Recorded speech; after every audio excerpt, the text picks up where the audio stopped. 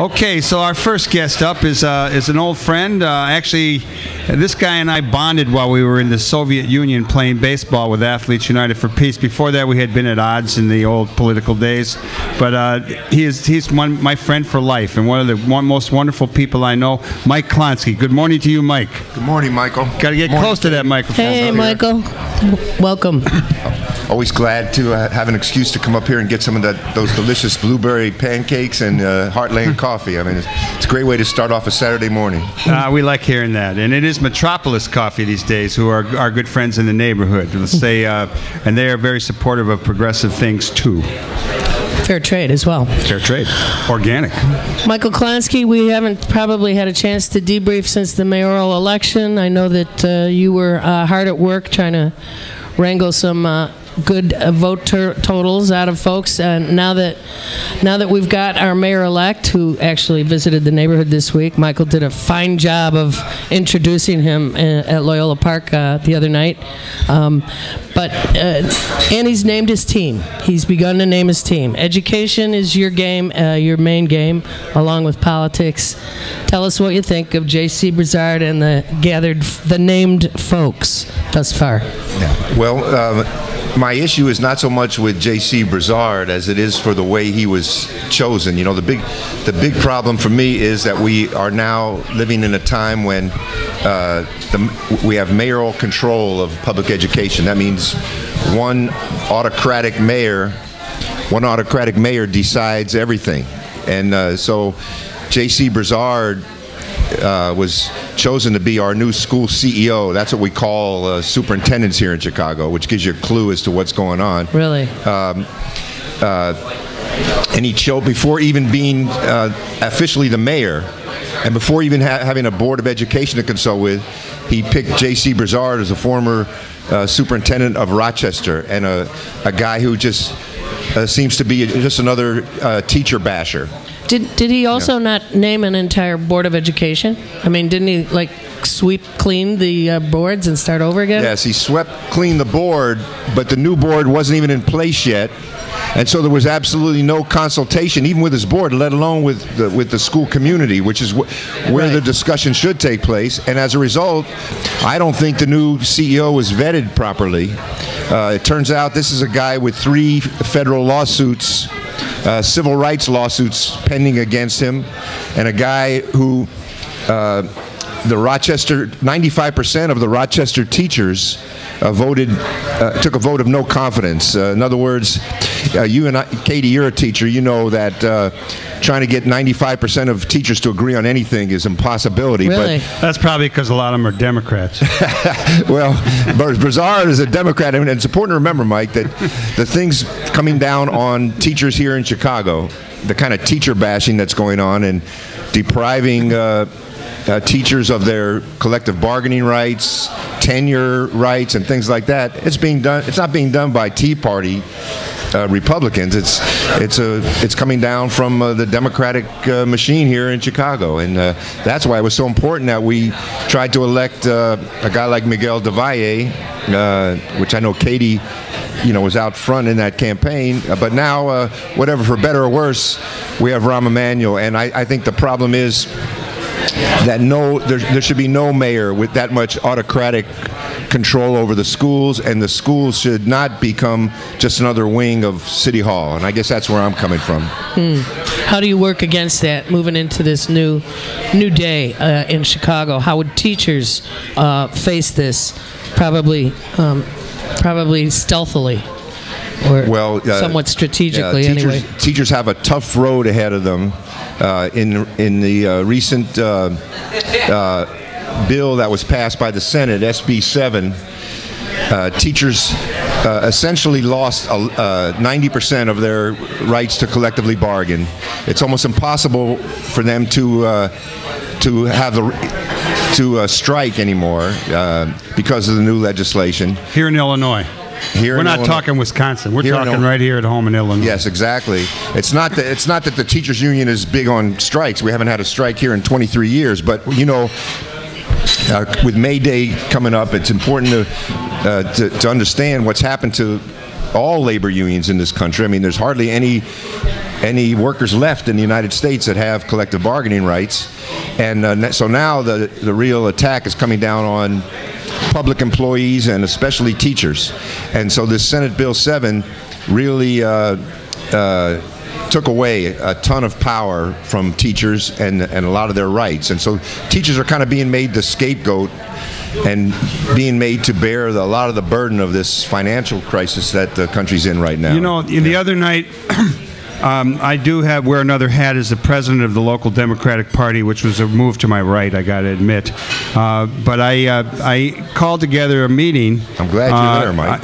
Well, I'm glad to be there. And, we're all glad you're there, I Michael. did, in introducing people that came before the new Mayor Rahm, I did bring up education, and I talked about how teachers are being scapegoated everywhere.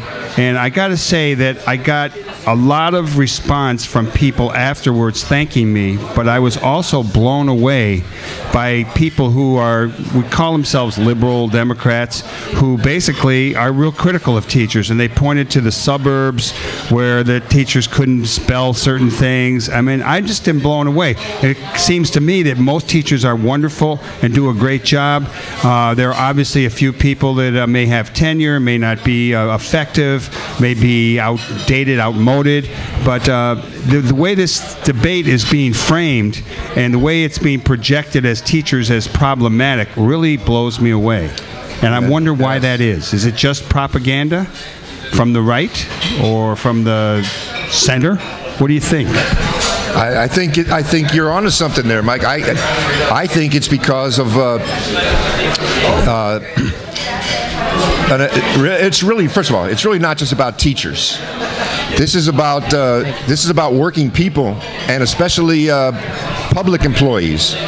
You know, it's a move to rally tax-paying citizens who are so hard pressed right now to find a scapegoat.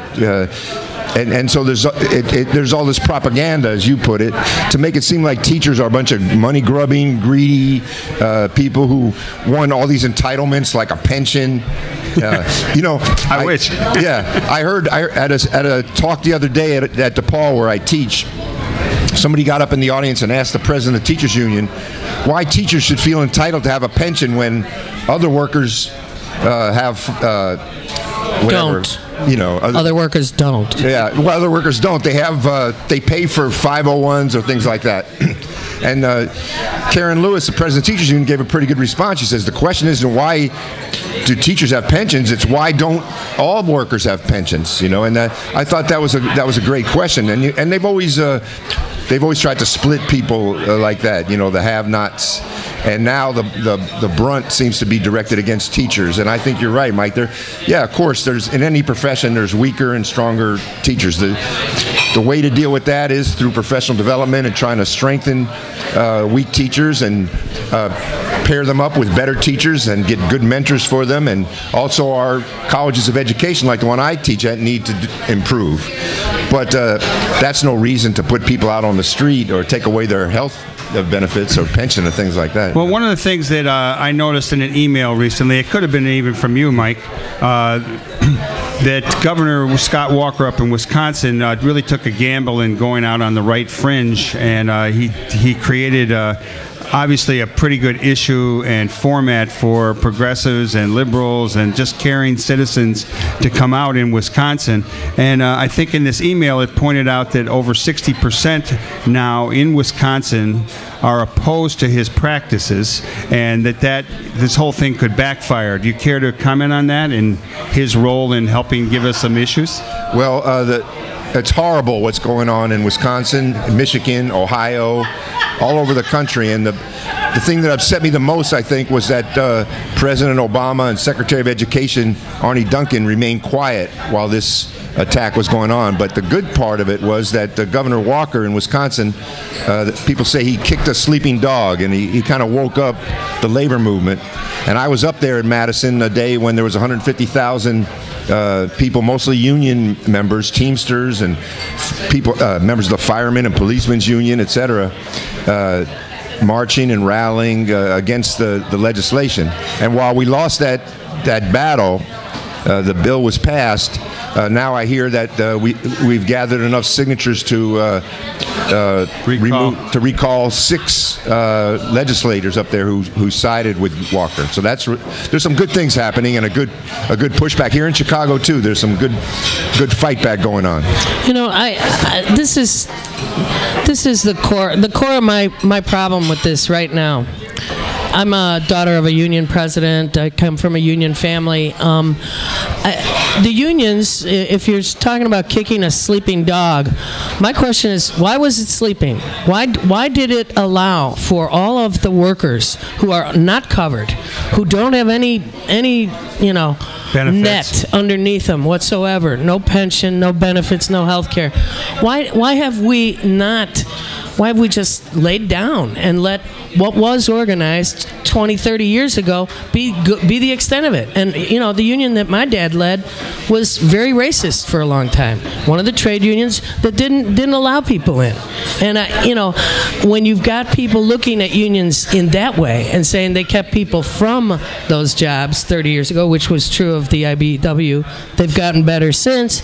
But there's the struggle, and you and I have talked a little bit about this, but not long, because then I think you'd punch me, Mike, in a friendly way, in a good way. But I think we so disagree when it comes to this. It's like, I remember a couple of years ago when the street laborers went on strike for 3 weeks, making it so our customers could not park for an extra month of our one and only summer season. And you said, yeah, crummy workers going on strike. And I go, well, at least they have jobs. And it was close. I ducked. But seriously, how do we address the fact that we have less than 15% of the people in America, workers in America, ever even having experienced organization, and yet we have a lot of people working their butts off, and still not making it. Somehow there's got to be approach. Let them talk. Okay. Well, first of all, I want to declare my support for the street sanitation workers. The laborers. The laborers. I was for them too. Yes. I was for them. We were all for them. If Katie's going to start pulling things out from 30 years ago. No, that was just a year ago, actually. Yeah, all right. Sorry. Just so you all know, as you get ready to answer, we are listening to WLUW 88.7's live from the Heartland Radio. But the question you're raising is a tough one, and there's no easy answer to that. I mean, this problem really began decades ago. Yes. The attacks by the corporations and the politicians on unions, making it more difficult for them to organize, using racism as a tool to separate workers and to keep the union leaders from actually organizing the unorganized, which today are mostly black and Latino workers. I mean, it's all part of this legacy that we have in this country that goes back, since the founding of the country. And labor unions have always been, there's always been a struggle within them over these questions, and it still exists today. But Samuel Gomper's shadow. But right now, the attacks coming down on teachers' unions is a kind of a last-ditch effort for all workers should be supporting, because it's if the teachers' unions are bust, they're the biggest unions in the United States right now. If they bust the teachers' union, then there's absolutely no chance, no hope for organized labor. I totally agree with that. And the other part of it is air traffic controllers. It's interesting to bring up that. Right. What was the first union busted by Reagan as soon as he got in office? And in all the coverage on the sleeping traffic controllers, no one brings up that they got squeezed big time. Right, the conditions that air controllers are facing, they're unbearable, and of course people are going to be falling asleep or making mistakes. Yes. Let me bring up what I think to be is one of the ways that they're trying to bust not only the public sector but the teachers' union, and that is with charter schools. There's a lot of hoopla about the charter schools. Arnie Duncan, who has been criticized by the school he went to, the lab school at the University of Chicago, all those teachers have been critical of him. He's like a big advocate. He helped bring it on here. Obama gives a lot of lip service to it. Here in our neighborhood, we have a charter school, and the teachers did organize there. They did win a labor vote, and they went to the NLRB, and they were upheld, and the school is still fighting it. You know, these are basically what it is private corporations running schools and busting unions and trying to make some kind of profit. Correct me if I'm wrong, but I think that's the direction of the charter school movement, even though there are a lot of wonderful people working in them trying to make things better. Well, you know, I'm the director of the Small Schools Workshop, Mike and Katie, and we actually helped start the first few charter schools in the city of Chicago. And so I'm not an anti-charter school guy, but charter schools at that time were meant something different than they mean today. And they were rarer. They were teacher-led schools. They were created to create more autonomy for teachers and more power. And what's happened is if you want to know what's happened, they ran headlong into what we call the ownership society. And my wife Susan and I wrote a book about this called Small Schools, Public School Reform Meets the Ownership Society. We need that book in the Heartland General Store. Yes, you do. And it tells the story of how charter schools changed from being how they were originally conceived to what they are now, which is essentially privately managed public schools that you know, as you point out, are really been placed in the camp of this corporate kind of reform, anti-teacher reform, and teachers working in charter schools are working under unbearable conditions and trying to unionize, and so it's kind of a cycle that keeps going around. We're going to run out of time on this segment, but I would like to ask Mike Klonsky, who comes from a family that has long been involved in labor struggles and on the side of justice and human rights. A wonderful family. To give us a little bit of a view on Labor Day. Not Labor Day, but on May Day in the year 2011. What do you think is the legacy of the labor movement? What are the challenges, and what are our hopes? Well, it's amazing. Even the graduate students I teach at DePaul don't know what Labor Day is, what May Day is. They don't know that it started right almost here down the block from them on Halstead Street and Randolph, where the fight for the 8-hour day took place, so we have a great legacy of struggle here in Chicago, and I started taking my children from the time they were old enough to walk every May 1st out to Waldheim Cemetery, out to see the statue of the Haymarket Martyrs, and now that statue, of course, was vandalized, and there's going to be a big event out there on May 1st tomorrow to raise money and to raise support to get the plaque, the bronze plaque replaced, and they've made a new bronze plaque for it. So I hope everybody comes out with me and my kids and my wife, and the whole Klonsky family will be out there. Tell them where it is, to Mike. Celebrate. It's out on Des Plaines Avenue, right off the Eisenhower Expressway. Des Plaines and Randolph. I know how to get there, but I can't give you a good direct. No, they got Google. The cemetery. We got a guy coming up here to tell us how to get there. Okay. Paul, how do you get there? Different. Yeah, got it. Different event. Yeah. There's also going to be Forest Home Cemetery is. All right, we're talking the Forest Home Cemetery. Yes, that's out on Des Plaines, and but there's also going to be the event down at Haymarket Square, which is a reenactment of the Haymarket Rebellion, and that takes place tomorrow at 2 p.m. at Randolph and Des Plaines. Yes. No, that's at Randolph and Halstead. No. Wow. Okay, today is the 2 o'clock. Today is the 2 o'clock Haymarket Rebellion. We're kind of as disorganized as the labor movement, it looks like. Well, we got a lot of people wanting to participate. That's what I like. Okay. So, Mike Klonsky. More on this in the future, Mike. We're going to ask you to come and give us a regular report on Chicago teachers and world events, etc. And it's great to be your friend. And it's mutual, and happy to be here. Thank you for having me. Let's have a big round of applause for Mike Klonsky. Mike Klonsky. We'll be back again.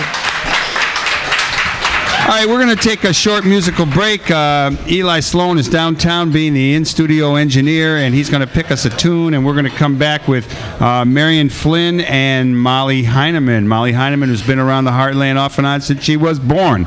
Look forward to having you all back in just a couple of minutes. Stay tuned. You're listening to Live from the Heartland on WLUW 88.7, Chicago's Sound Alliance.